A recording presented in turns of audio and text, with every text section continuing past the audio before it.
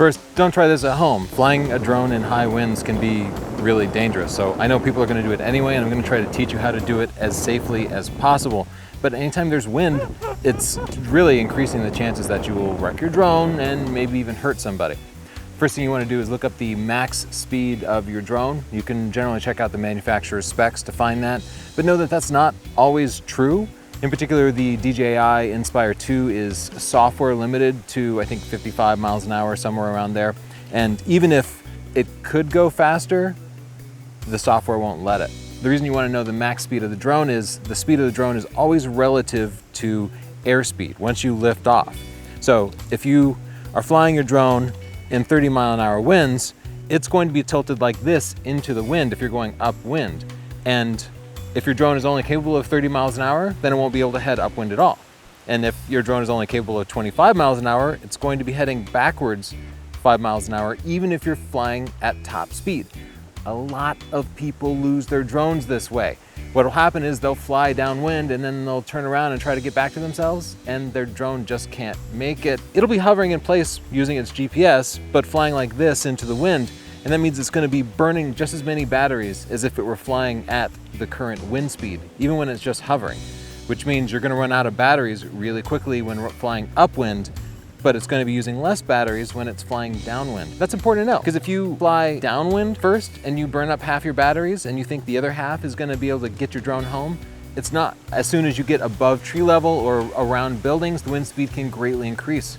Hills and buildings can also cause pockets of calm winds or much higher winds.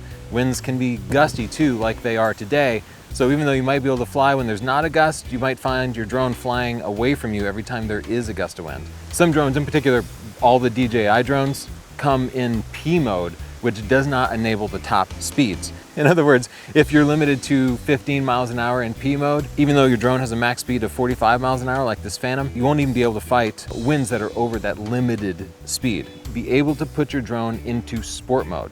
That's not turned on by default in the DJI Go app, so you need to go in and turn on multiple flight modes and then know precisely how to turn it on your controller, because you're pretty much going to be limited to flying in sport mode when you're flying in high winds.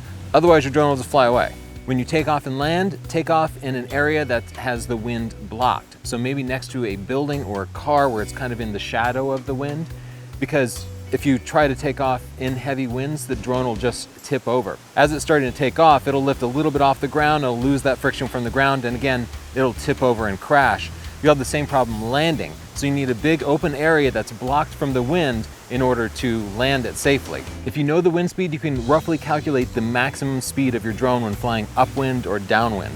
Your upwind speed is your drone's maximum speed minus the wind speed, and your downwind speed is your drone's maximum speed plus the wind speed.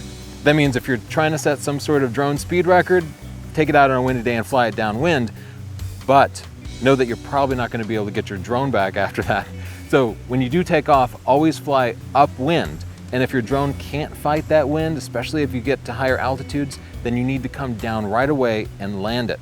And you need to be in an open enough area that if the wind does catch your drone, you can land it safely and then walk over to it and carry it back. The max speed of your drone when flying downwind should be your drone's max speed plus the downwind airspeed, but the latest versions of the DJI firmware on these drones will limit it artificially based on the GPS data. So if you do want to exceed that speed, drop it into ADI mode. I saw a story from another YouTuber who was flying at the cliffs of Dover, and winds were calm where he was taking off, but then he got it up a little bit and winds were actually really heavy because there are these huge gusts around things like cliffs, and he ended up losing his drone forever. So if you get any hint of that, again, start by flying upwind, but as soon as you notice that the winds are higher than expected, you need to land it safely. Don't even necessarily need to try to get it back to yourself. Just find a safe place to land it and put it down and then go fetch it. All right, now I'm gonna find a quiet place to take this thing off and get up in the air.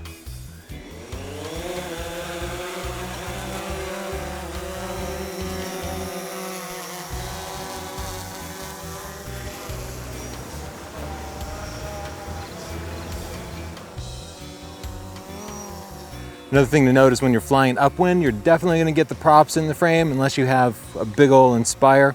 I managed to set a speed of like 66 miles an hour flying downwind in ADDI mode pretty fast. Subscribe to see our drone tip Tuesdays every week. Any questions, any other tips you want to provide people, add a comment down below and hit that bell so you get notified when we have a new video. Thanks.